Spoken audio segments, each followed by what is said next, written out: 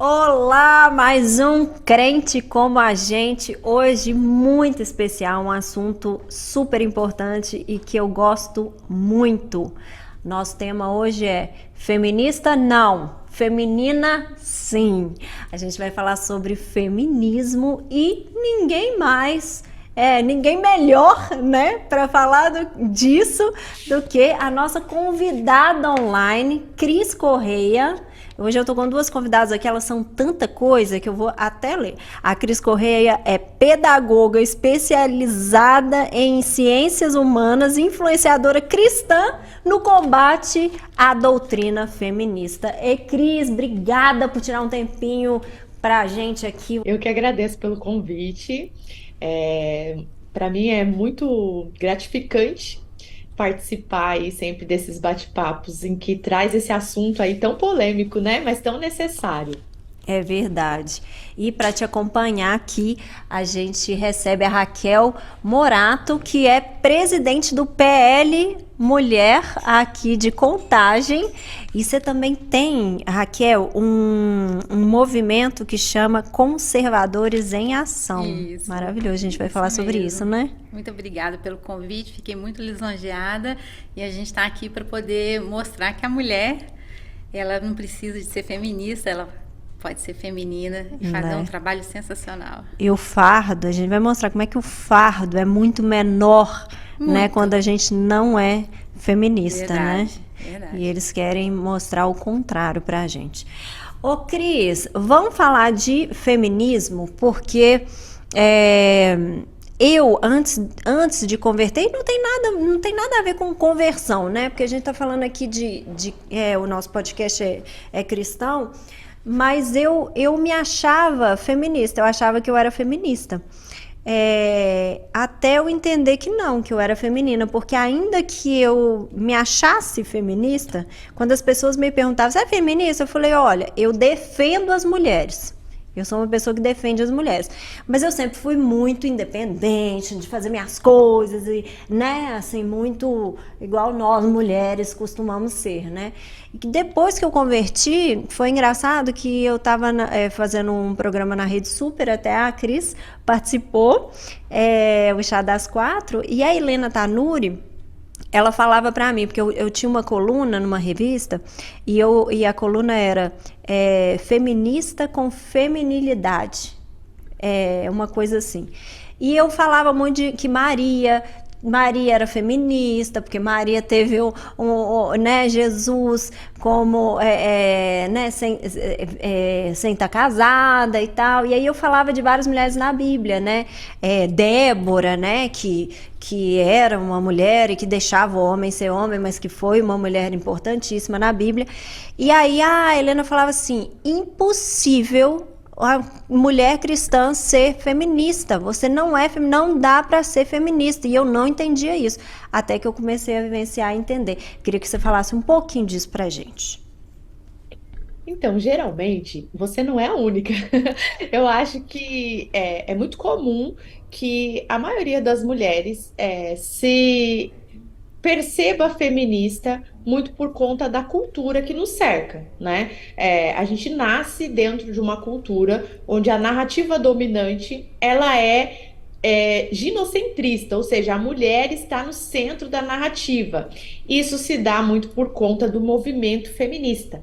Então, culturalmente, a gente entende que ser feminista é sinônimo de mulher. Então, é muito comum que nós mulheres nos acabamos nos colocando ao lado de feministas, muito mesmo sem saber direito o que significa ser feminista, o que é o movimento feminista, muito mais por uma questão de influência cultural mesmo. Então, você não está sozinha. A maioria das pessoas, das mulheres, né? Acabam se pensando feminista por conta dessa narrativa que domina a nossa cultura. Então, a gente herdou isso, né? Então a gente acaba se vendo como uma mulher feminista, porque a gente entende que feminismo é sinônimo de mulher. Mas quando a gente vai estudar, e nem todo mundo tem tempo para isso, e eu até costumo dizer que a maioria das pessoas está no automático, né? Nós estamos no automático. Então, por conta disso, acabamos o quê? Absorvendo essa cultura. Então, poucos de nós vão ter esse clique, esse estalo de ir a fundo no feminismo. O que é de fato feminismo? Será que feminismo é sinônimo de mulher? E aí, quando a gente começa a estudar, chegamos aí à conclusão de que ser feminista é preciso estar dentro de um movimento ideológico, é preciso abraçar toda uma ideologia. A Bell Hooks, que é uma teórica do movimento, um dos nomes mais importantes da nossa época, do feminismo, ela diz o seguinte, que você não se torna feminista, você não nasce feminista apenas pelo privilégio de você ter nascido mulher. Você precisa se tornar uma feminista. Como todo posicionamento político, é preciso você fazer uma escolha e você agir conforme as suas escolhas. Então é um posicionamento de acordo com um conjunto de ideias, com um conjunto de pautas ideológicas que vai fazer a mulher ser feminista. Então, nós não somos feministas por sermos mulheres ativas, por sermos mulheres que... Independentes, né? Isso, independentes, tomamos a frente da nossa família, dos nossos negócios. Muitas mulheres são sozinhas, né? Muitas mulheres não têm um esposo, por exemplo, marido, não tem um apoio. Então, elas acabam sendo o chefe do lar.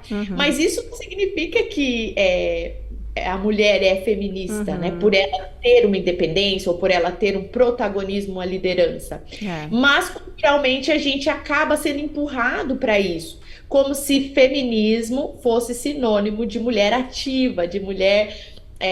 que luta, que realiza. E quando a gente vai para a Bíblia, como você citou a Bíblia, a descrição da mulher virtuosa é a descrição de uma mulher hiperativa, né? De uma mulher que empreende, que cuida da casa, cuida do esposo, dos filhos, cuida dos negócios da família, e nem por isso ela era feminista. Que dá suporte, né? Que impulsiona o marido, né? Então, o feminismo, ele precisa, você precisa estar de acordo com uma cartilha para você ser feminista. Eu costumo dizer que existem duas características que determinam uma feminista, que é a rebeldia e a transgressão. Você precisa ser rebelde e você precisa estar disposta a transgredir. Transgredir o quê? A ordem estabelecida. É verdade. Agora, aí a Raquel, né, na política, e você como pedagoga, como ser feminina em meio a esse ambiente, né, que incute o feminismo, principalmente na política, né, Raquel? Como é que a gente faz isso?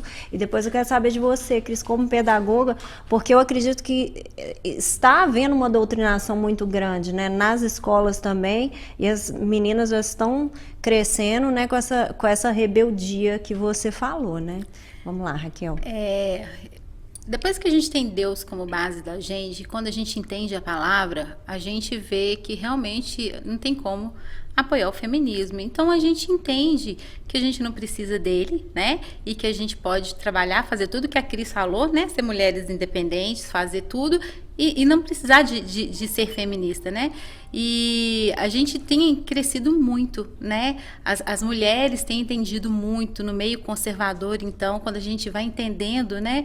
E a gente consegue fazer um trabalho sensacional. A gente consegue dividir bem as tarefas, a gente consegue ter outros olhos, né?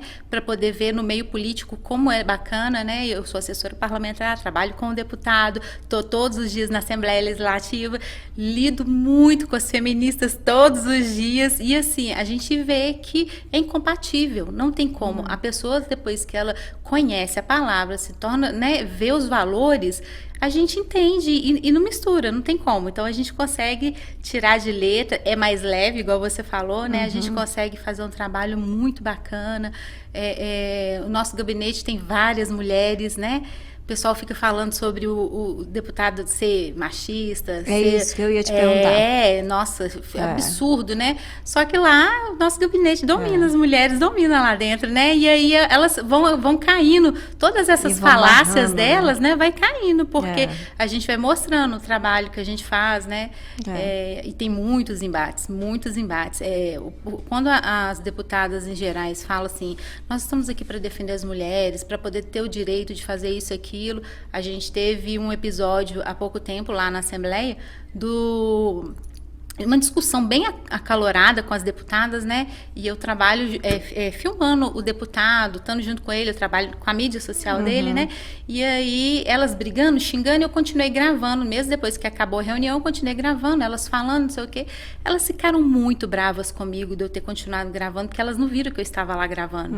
E aí, elas falaram o que quiseram, né? Ficaram muito à vontade, então elas ficaram muito bravas comigo.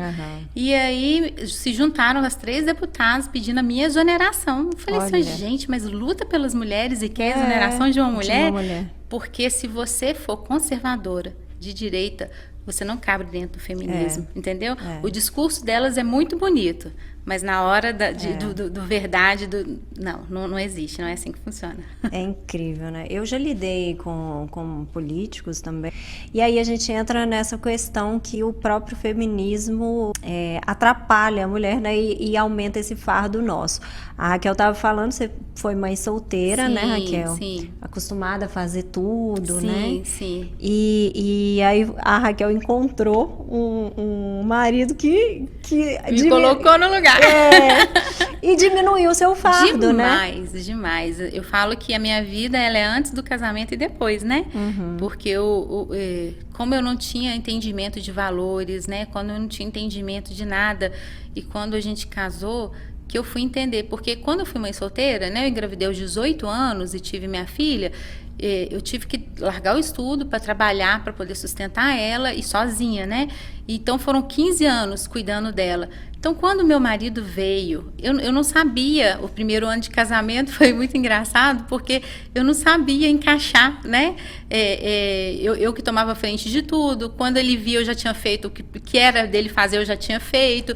E aí ele foi me conversando, foi me ensinando, foi me explicando, falando, calma, eu tô aqui, né? E aí que eu fui entender. Hoje, assim, graças a Deus, e tudo que eu aprendi no meio político foi ele que me ensinou, foi ele que me orientou. Nossa, o homem é tão machista, né? Foi ele que me orientou, foi ele que me ensinou. Foi um homem que me deu a luz, que abriu os meus olhos. Olha pra você ver. Não, e a gente acaba que a mulher, ela perde demais, gente. Perde muito. Eu, depois que eu converti, porque eu sempre fui romântica, né? Sempre quis essa relação toda. E as pessoas na sociedade falavam, Daniela, não existe isso, você que tem que ser assim, você que tem que ser assado. E aí eu ficava me sentindo a errada de querer esse homem assim assado. Quando eu converti, que eu fui ver na Bíblia, o homem é sim o protetor, ele é o provedor, ele é o homem mesmo da casa, né? E aí eu falei, gente, eu não estava errada, eu sempre estive certa e a sociedade querendo, né, modificar isso. O namorado que eu tive foi nesse intervalo, né, entre convertido e não convertido. Eu converti quando eu estava com ele. Ele já era separado, tinha 2 filhos, e ainda assim, como eu sempre fui defensora das mulheres, quando a gente começou, eu vivia falando com ele, volta para ela, então, você tem certeza? Não tem nenhuma possibilidade de voltar, porque o casamento é tão importante, você tem filhos e tal. Não tem jeito, não tem jeito. E aí, como é que Deus é, né? Deus o tempo inteiro querendo me tirar e mandando eu sair daquele relacionamento, e eu ia, voltava.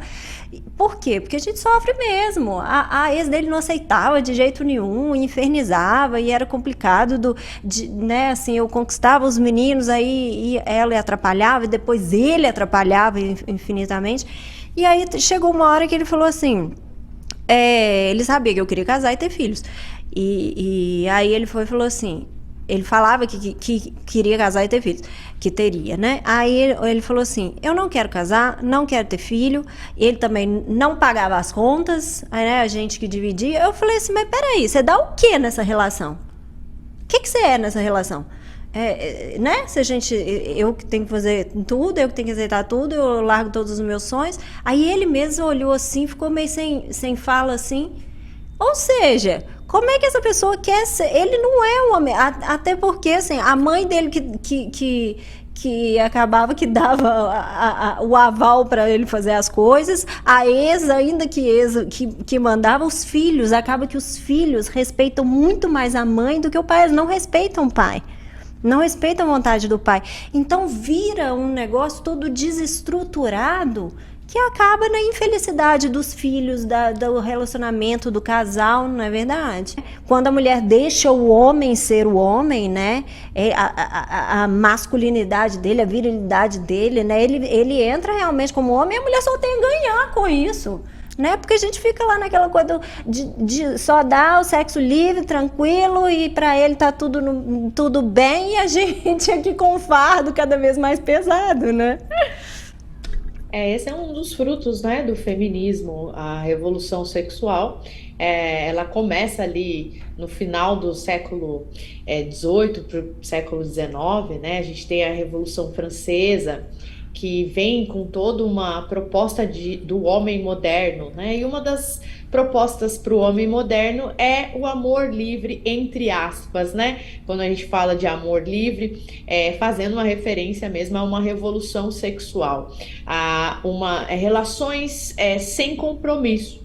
Então a gente tem aí várias gerações que vêm colhendo os frutos dessa revolução. Então, cada vez mais, os homens não se entendem mais no papel ideal. Né? Qual é o papel ideal do homem? Que ele proteja e que ele seja o provedor. Né? Um homem que protege e um homem que provê, enquanto a mulher ela possa se dedicar à sua prole. Né? Se a Camille Paglia, que é uma comentarista, aí, digamos assim, ela já foi ativa no movimento feminista, hoje ela é uma crítica do movimento, ela não é cristã, mas ela tem ótimas críticas ao movimento, e ela diz algo muito interessante para a gente pensar, para a gente refletir, que é sobre o caos social. Imagine se acontecer uma tragédia mundial, onde tudo que nós conhecemos na facilidade do nosso dia a dia voltasse a uma situação primitiva, onde as cidades precisassem ser reconstruídas, as mulheres precisassem retornar ali para lugares seguros, para o lar, né, para proteger a sua prole. Essa configuração, ela nos diz muito sobre aquilo que é instintivo do homem e da mulher, né?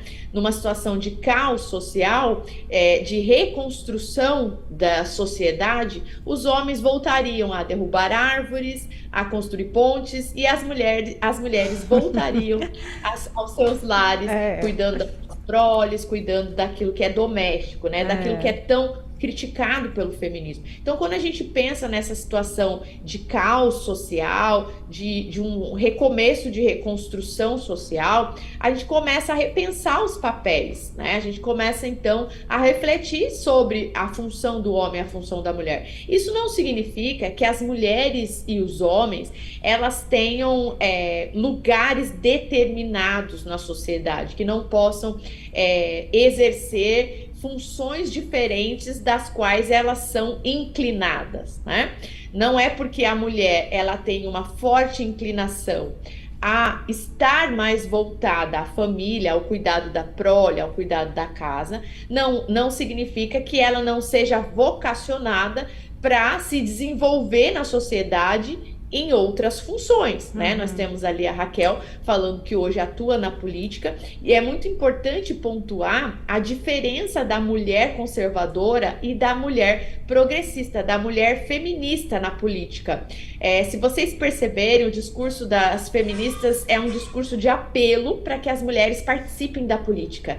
É como se elas precisassem implorar para as mulheres participarem da política. Elas, inclusive, defendem as cotas para as mulheres na política. Terrível. Né? Terrível. Elas dizem que as mulheres são impedidas de participar, e na verdade não existe esse impedimento, existe sim uma inclinação ou não. Nem todas as mulheres são vocacionadas, são poucas as mulheres que são vocacionadas para a política. E se você prestar atenção na história, as mulheres que mais se destacaram na história, e no nosso contexto mesmo, hoje, as mulheres que mais se destacam na política são aquelas mulheres vocacionadas que são conservadoras, não são as feministas. Porque as feministas, elas precisam defender toda uma agenda ideológica. E a mulher conservadora, ela é mais independente na política, porque ela visa uma reforma, ela visa trabalhar para que a sociedade vá se adaptando, se transformando, se reformando de uma forma mais justa.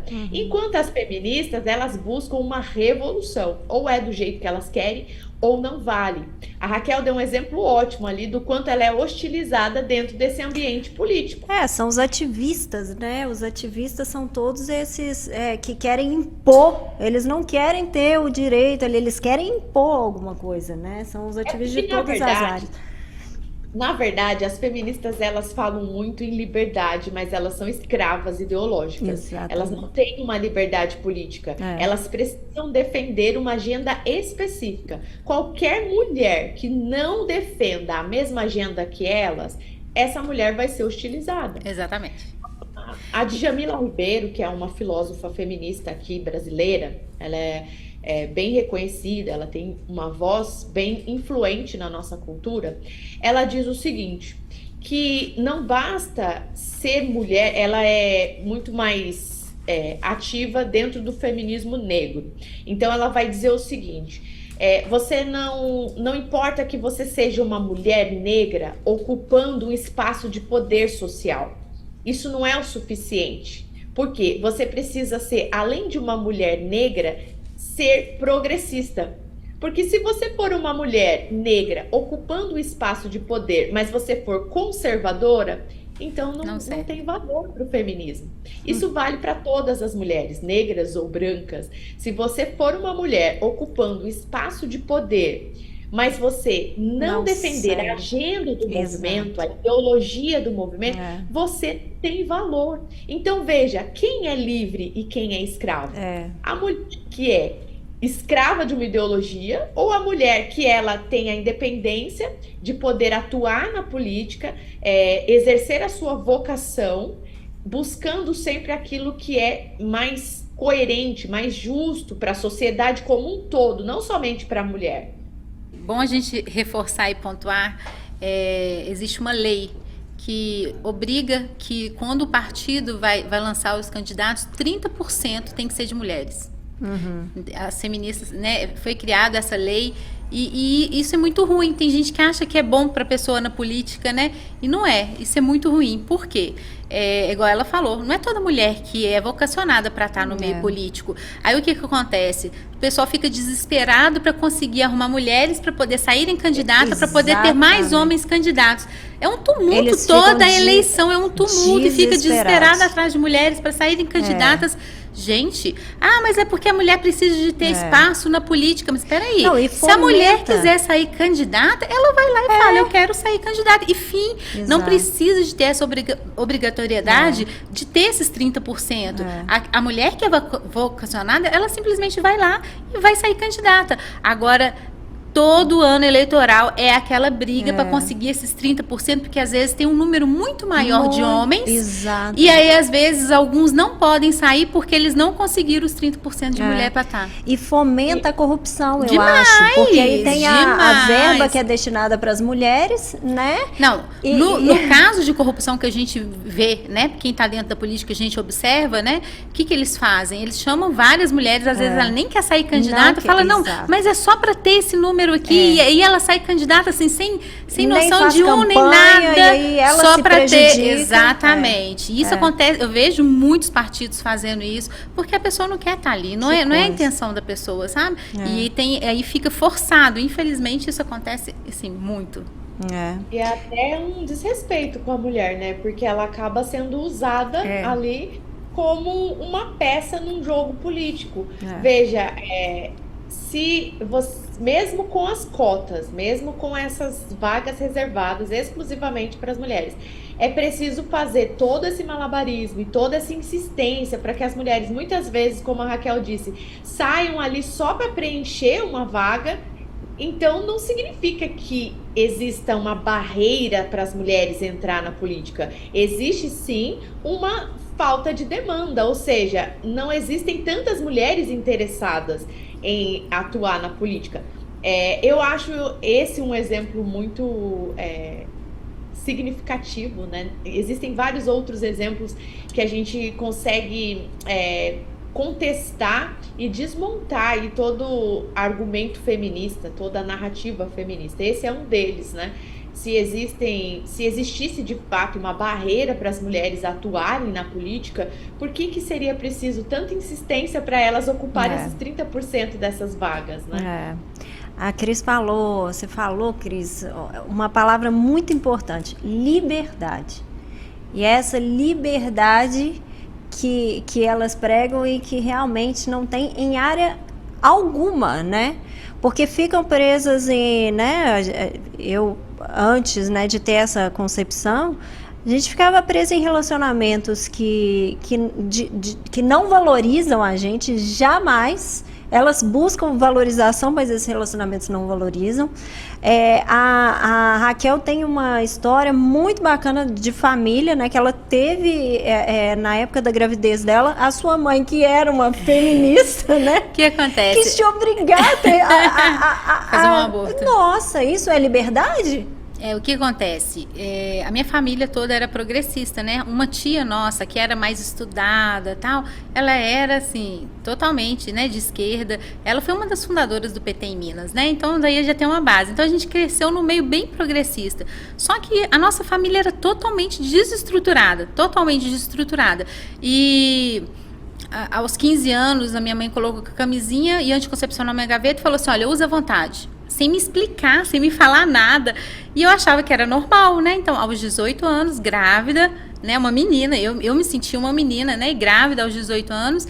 E quando a minha mãe olhou para mim e falou assim, não, você tá doida? Vai engravidar agora? Não, tira e depois, né? Vai buscar o seu futuro, você tem muito que estudar. E assim, era uma coisa muito simples e fácil de falar. E eu fiquei meio assustada. E olha que mesmo sem estrutura, sem conhecimento, sem conhecer Jesus, sem nada, né? Assim... Foi Deus, né, que falou assim, não, se você foi mulher para engravidar, você é mulher para assumir. E eu falei, não vou tirar não. E aí eu larguei a escola, fui trabalhar, lutei, criei a minha filha sozinha até os 15 anos e ela tá assim, hoje ela tem 25 anos, é uma mulherão formada, né? Olha para você ver o que eu ia deixar de ter. Ela é o amor da minha vida, ela é a coisa assim mais linda que eu tenho. Chama Juliana, tem 25 anos e assim... nós somos muito amigas, né? Ela é assim, nossa, falar de filha a gente até emociona, né? Eu sou apaixonada com a minha filha.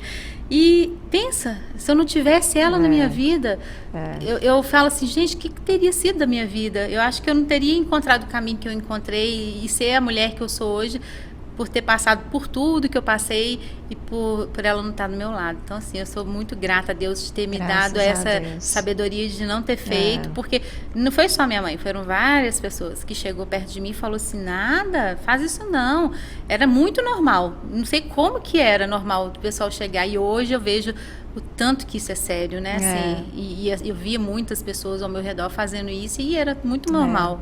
Aquela menina que chocou, né? Ela praticamente obrigaram ela a abortar com 7 meses, gente.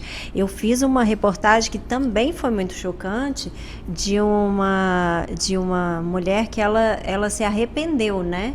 De ter abortado. E ela abortou. Meu diretor tá aqui falando 2 minutos. Gente, tem tanto assunto aqui, maravilhoso. Deixa eu correr aqui. Ela abortou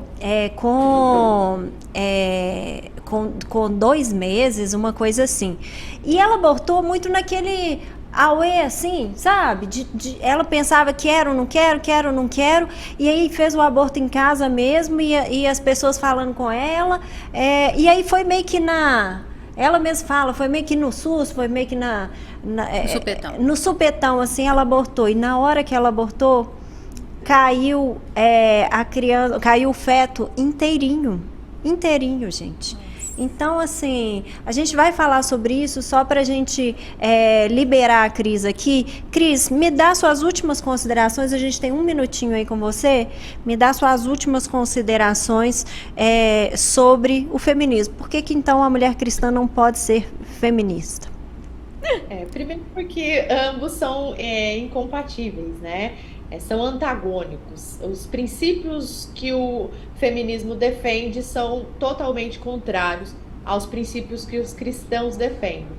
O feminismo é vendido como uma luta pelo direito da mulher, pela igualdade, pela equidade, mas, na verdade, o feminismo não luta por igualdade, não luta por equidade, ele luta por uma pauta política, por uma agenda ideológica específica que engloba vários pontos dos quais os cristãos não concordam. Um deles é o aborto, como vocês bem citaram aí, né? É impossível você ser feminista e ser contra o aborto. É impossível você se entender como feminista e não defender o aborto. Você precisa defender o aborto para que você possa, então, ser aceita na comunidade feminista. Existem várias teóricas que deixam isso muito claro, né? A Bell Hooks diz que se você é contra o direito de decidir, porque elas dão um nome bonito para uma prática horrenda, né? Ela declara que se você é contra o direito de decidir, você é automaticamente uma antifeminista. Você não tem como ser feminista e ser contra o aborto. Então, esse é um dos pontos principais, né? Porque o cristão entende que toda criatura, todo ser humano, seja em formação ou já nascido, ele carrega a imagem e semelhança do Criador, né? Então, por carregar essa identidade divina, o ser humano, ele é especial, ele tem uma dignidade da pessoa humana, né? Seja em formação ou já nascido. Então, não tem como um cristão ser a favor do aborto e nem ver o aborto como um direito, né? Nós entendemos que nós não temos o direito de impedir alguém de nascer. É um egoísmo. De descartar a imagem e semelhança de Deus. Então, esse é um dos pontos aí principais na pauta política que coloca o feminismo em contraste com o cristianismo. Existem vários outros pontos que as pessoas precisam estudar, se aprofundar. Isso eu compartilho com as pessoas lá no meu Instagram e também nos meus cursos, onde eu ministro aí esse antagonismo entre feminismo e cristianismo. Só para vocês terem uma ideia, existe tanto feminismo cético, que é esse feminismo político que nós estamos falando aqui, e existe também o feminismo místico, que é um feminismo que envolve toda uma questão de espiritualidade, de busca por divindades femininas, e aí se aprofunda muito mais nessa questão espiritual e vai se distanciando ainda mais do cristianismo, né? Porque o cristianismo, ele tem ali os seus princípios, os seus valores e prega que a salvação vem através de um Deus que encarnou na pessoa de um homem, que é Jesus Cristo. E as feministas não conseguem aceitar a ideia de que a salvação da humanidade venha por uma pessoa do sexo masculino. Cris, muito obrigada. A Cris sempre trazendo, né, informações históricas. Muito obrigada, Cris. Você sempre acrescentando infinitamente aí com a sua sabedoria, com seu carinho, né, com a sua sensibilidade feminina. Ai, caiu ali, Cris. Cris travou. Mas obrigada, Cris. Raquel, vamos só voltar aqui para encerrar. Voltar nesse tema. Então, eu tava fazendo essa reportagem, foi chocante até pros câmeras, pro pessoal que tava acompanhando, né? Assim, mais veladamente, ela nem quis aparecer. E aí ela fala que na hora que o feto caiu, ela tava no banheiro. E ele caiu, já tava com tudo formadinho. As mãozinhas, o pezinho, o rosto, tudo. E aí, ali naquele momento, ela acordou, que foi de supetão, que foi uma coisa impensada. E ela fez. E aí ela chora, se arrepende, ela fala que a irmã dela estava grávida na mesma época, então que hoje ela olha para o sobrinho dela, ela fala, nossa, minha filha teria essa idade. A mesma idade, eu até emociono. Mas foi tão chocante, foi tão, sabe, tão triste, assim, e o tanto que ela arrepende, ela quis dar esse depoimento exatamente para incentivar outras mulheres. Ela falou, gente, não faça, porque o pior não é nem a dor física, né, as consequências que a gente pode ter fisicamente, mas é a dor emocional que fica para sempre. E aí eu fico lembrando dessa menina, era uma menina, e que por conta de uma politicagem, né, a advogada ali incentivou ela a terminar. Gente, essa tinha o quê? 2 meses. Imagina uma de 7 meses. Depois descobri que era tudo mentira, que ela não tinha sido violentada, que ela namorava com o filho do namorado da mãe, né, em casa, que eles conviviam dentro de casa, que foi tudo consensual, né?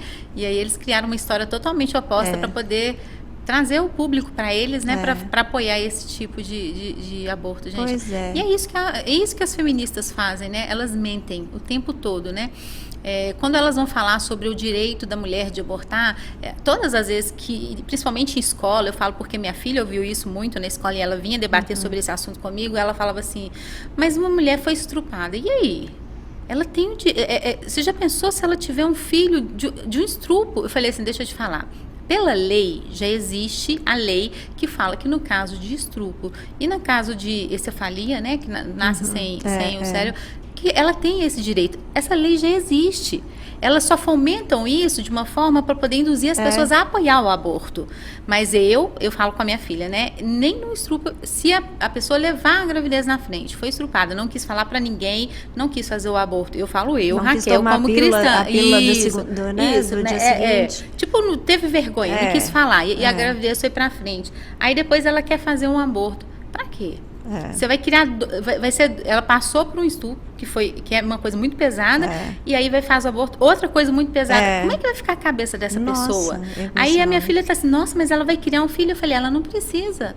Existem muitas famílias que gostariam de ter uma criança, ela entrega. No dia mesmo que ela estiver lá dentro do hospital, ela não precisa nem de ver, ela pode entregar, mas não mata. Porque isso é assassinato, né? As pessoas não entendem. E é um assassinato tão cruel, porque você está matando uma pessoa totalmente indefesa. Não tem diferença daquele bebê lá dentro da barriga e aquele bebê bonitinho. Às vezes, para as pessoas entenderem aquilo que a gente está falando, o que a gente faz? Pega uma criança bonitinha, que acabou de nascer, e entrega para a pessoa e fala, mata.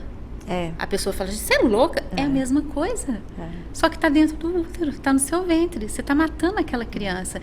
Então, as feministas, elas usam de uma linguagem, né, para falar do direito da mulher. Cruel, é muito cruel. Eu lembro nessa mesma época, na mesmíssima época, mesma semana que estava essa discussão com essa menina, né, teve aquela atriz que decidiu ter o filho. Ela falou, não tem condições de ter um filho agora, mas ela resolveu ter o filho e dar o filho. Foi a coisa mais linda que ela fez na vida. Ela não matou uma pessoa. Exatamente, mas houve muita crítica em cima dela. Mas então, é porque as feministas batem em cima, então, né? É uma coisa tão cruel, porque elas têm que fazer por conta da política delas ali, né? E forçar uma pessoa igual elas forçaram essa criança. Essa criança foi forçada, porque a juíza falou, você consegue manter a gravidez por mais um mês? Ela, sim, consigo. Não, mas aí tem que vir toda a questão da, né, Eu da chorei, agenda, eu vou né? ser sincera, eu chorei. Eu fiquei arrasada eu também. também. Muito, arrasada. muito. Porque foi um assassinato. Foi, literalmente. E a forma com que é feito, não sei se você viu depois, explicando como que é feito. Nem quero ver. Nossa, você chora Terrível, vendo. A terrível. Ana Carolina Campaiolo, né?